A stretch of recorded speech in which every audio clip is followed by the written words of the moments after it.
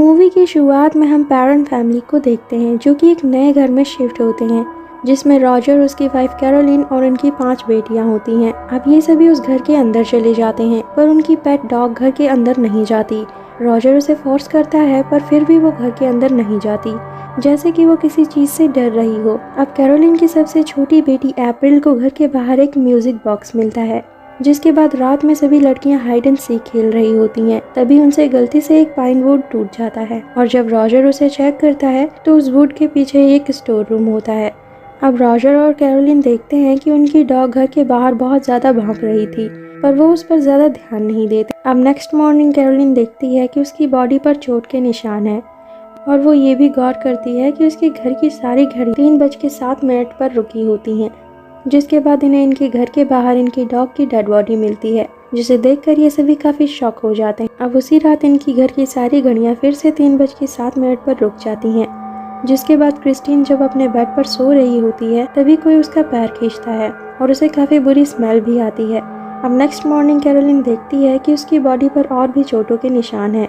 जिसके बाद रॉजर को उसके घर के बाहर एक कबूतर तड़पते हुए दिखता है, जिससे ये बात तो प्रूफ हो गई थी कि उस घर में कोई तो डेमोनिक पावर है। अब पूरे घर में बस अप्रैल और कैरोलिन ही होते हैं। तब कैरोलिन देखती है कि अप्रैल किसी से बातें कर रही होती है, पर जब वो उसके पास जाती है तो वहाँ पर कोई भी नहीं होता। तभी अप्रैल कैरोलिन से हाइड एंड सीक खेलने को कहती है। तब जब कैरोलिन अप्रैल को ढूंढते ढूंढते उसकी बेटी एंड्रिया के रूम में जाती है तो वहाँ पर रखी अलमारी अपने आप ही खुल जाती है और उसमें से 2 हाथ बाहर आते हैं। तब कैरोलिन को लगता है कि वो अप्रैल है। तब वो वहाँ पर चेक करने जाती है, पर तभी अप्रैल उसके पीछे से आ जाती है, जिसे देखकर कैरोलिन काफी हैरान होती है। अब उसी रात क्रिस्टीन के पैर को कोई फिर से खींचता है और इस बार क्रिस्टीन काफी डर जाती है और तब वो अपनी बहन नैन्सी को उठाती है, पर तभी वो नोटिस करती है कि नैन्सी के पीछे कोई खड़ा है और उसी वक्त उनका दरवाजा अपने आप ही बंद हो जाता है। तब ये काफी तेज चिल्लाने लगती हैं, जिसके बाद रॉजर और कैरोलिन भागकर इनके पास आते हैं। तब क्रिस्टीन उन्हें बताती है कि कोई उसके कमरे में था और वो उससे कह रहा था कि वो उसकी पूरी फैमिली को मार देगा। अब नेक्स्ट डे कैरोलिन देखती है कि अब उसकी पूरी बॉडी पर हर जगह चोट के निशान होते हैं। अब रात को कैरोलिन देखती है कि घर में लगी सभी फोटोज अपने आप गिर जाती हैं, जिसके बाद उसे स्टोर रूम से कुछ आवाजें आती हैं, तो वो वहाँ पर चेक करने जाती है, पर तभी कोई उसकी तरफ एक बॉल फेंकता है। जिसके बाद कैरोलिन वहाँ से जाने लगती है, पर तभी अचानक स्टोर रूम का दरवाजा अपने आप ही बंद हो जाता है। वहीं दूसरी तरफ सिंडी एंड्रिया के रूम में जाकर उसकी अलमारी से अपने सर को लड़ा रही होती है। तब एंड्रिया उसे अपने बेड पर लिटा देती है, पर तभी वो अलमारी अपने आप ही खुल जाती है। तब एंड्रिया उसे चेक करने जाती है, पर तभी वो देखती है कि उस अलमारी के ऊपर एक एविल स्पिरिट बैठी होती है और वो एंड्रिया पर अटैक कर देती है। इधर रॉजर भी अब घर आ जाता है और उसे अपने घर के सभी लोगों के चीखने चिल्लाने की आवाज़ें आती हैं। तब वो पहले स्टोर रूम के दरवाजे को खोलकर कैरोलिन को फ्री करता है, जिसके बाद ये दोनों भागकर अपनी बेटियों के पास जाते हैं। अब next day Caroline paranormal investigator Ed और लॉरेन वॉरेन के पास जाती है और उनसे हेल्प मांगती है। जिसके बाद एड और लॉरेन कैरोलिन के घर आते हैं, जहां कैरोलिन और रॉजर उन्हें अपने घर में होने वाली अजीब चीज़ों के बारे में बताते हैं। जैसे उन्हें उनके घर में बहुत गंदी स्मेल आती है, उनकी सारी घड़ियां 3:07 पर बंद हो जाती हैं और उनके घर के पास जो भी पक्षी आता है वो सुबह उन्हें मरा हुआ मिलता है। जिसके बाद लॉरेन इनके घर के स्टोर रूम में जाती है और तभी वो समझ जाती है कि इस जगह पर कुछ तो बहुत बुरा हुआ था। अब एड कैरोलिन से उसके घर में होने वाली सभी चीज़ों के बारे में पूछता है और उन्हें रिकॉर्ड करता है। वहीं दूसरी तरफ लॉरेन अप्रैल से पूछती है कि वो किससे बातें करती है। तब अप्रैल उसे वही म्यूजिक बॉक्स देती है और उससे कहती है कि इस बॉक्स के मिरर में उसे उसका फ्रेंड दिखाई देगा। तब लॉरेन उस बॉक्स को ओपन करती है, जिसके बाद उसे उस बॉक्स के मिरर में एक लड़के की स्पिरिट दिखाई देती है। अब लॉरेन घर के बाहर जाती है, जहाँ पर उसे वही इविल स्पिरिट दिखाई देती है। जिसके बाद लॉरेन रॉजर और कैरोलिन को बताती है कि उनके घर में कई सारी स्पिरिट्स हैं, पर एक ऐसी इविल स्पिरिट है जो बहुत ही ज़्यादा खतरनाक है और लॉरेन ने उसे उनके घर में आते ही देख लिया था। वो इविल स्पिरिट उनके साथ ही खड़ी थी। इसके बाद जब एड अपनी और कैरोलिन की रिकॉर्डिंग सुनता है तो उसे बस उसकी ही आवाज़ सुनाई देती है। उस रिकॉर्डर ने कैरोलिन की आवाज़ को रिकॉर्ड ही नहीं किया था। तब लॉरेन एड को उस घर के पास्ट के बारे में बताती है कि एक आदमी ने उस घर को बनाया था और उसने एक बादशिबा नाम की औरत से शादी की थी, जो काले जादू पर बहुत विश्वास करती थी और खुद भी काला जादू करती थी। और वो शैतान की पूजा करती थी। इसलिए बातशेबा ने अपने ही 7 दिन के बच्चे को शैतान के लिए बलि चढ़ा दिया था और ऐसा करते हुए उसे उसके पति ने देख लिया था। तब बातशेबा ने उसी घर के एक पेड़ से लटक कर अपनी जान दे दी थी और उसके मरने का टाइम भी 3:07 था। मरने से पहले उसने ये कहा था कि जो भी उसकी ज़मीन पर कब्जा करेगा वो उसे मार देगी। इसी के बाद जिसने उसकी ज़मीन पर कब्जा किया वो किसी न किसी तरह से मारा गया। अब नेक्स्ट डे एड और लॉरेन फिर से कैरोलिन के घर जाते हैं, पर इस बार वो बिल्कुल तैयारी के साथ जाते हैं ताकि वो उस घर में होने वाली हर चीज़ को रिकॉर्ड कर सकें, जिसमें ड्रू और ऑफिसर ब्रैड भी इनकी हेल्प करने आते हैं। अब ये सब घर के चारों तरफ कैमरे और वॉइस रिकॉर्डर लगा देते हैं। वहीं दूसरी तरफ कैरोलिन लॉरेन को अपनी कुछ खास पलों के बारे में बताती है, पर उस रात इनके कैमरे में कुछ भी रिकॉर्ड नहीं होता।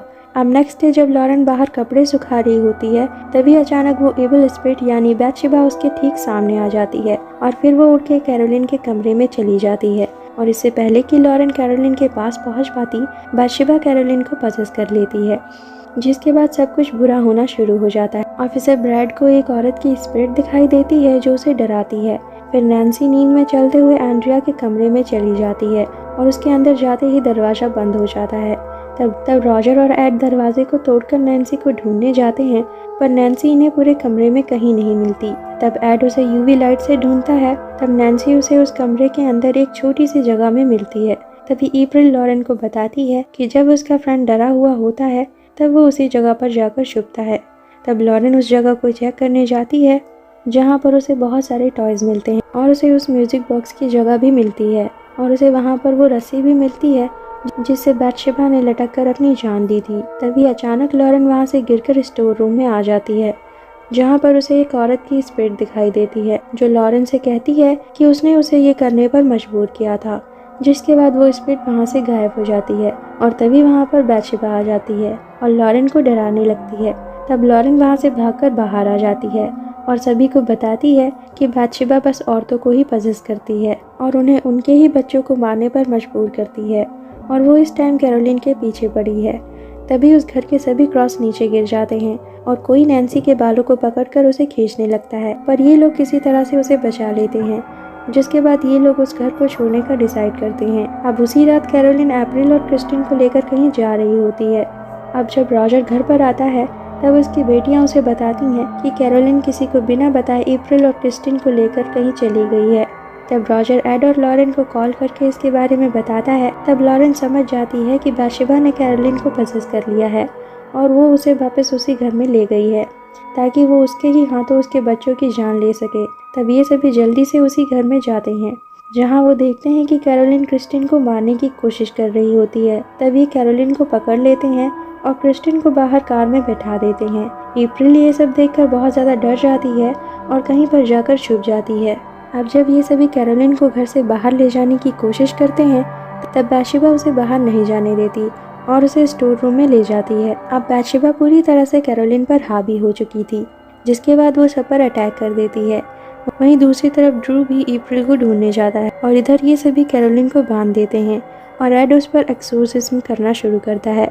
तब बातशेबा कैरोलिन को बहुत तकलीफ देती है और उसे उठाकर नीचे गिरा देती है। वहीं अब ड्रू को भी अप्रैल मिल जाती है और जब कैरोलिन यानी बातशेबा ये सुनती है तो वो अप्रैल को मारने के लिए जाती है, पर इससे पहले कि बातशेबा अप्रैल को मारती, एड उसका नाम लेकर उसे वापस हेल में जाने का ऑर्डर देता है और लॉरेन भी कैरोलिन को उसके वही खास पलों की याद दिलाती है और बातशेबा का मुकाबला करने को कहती है।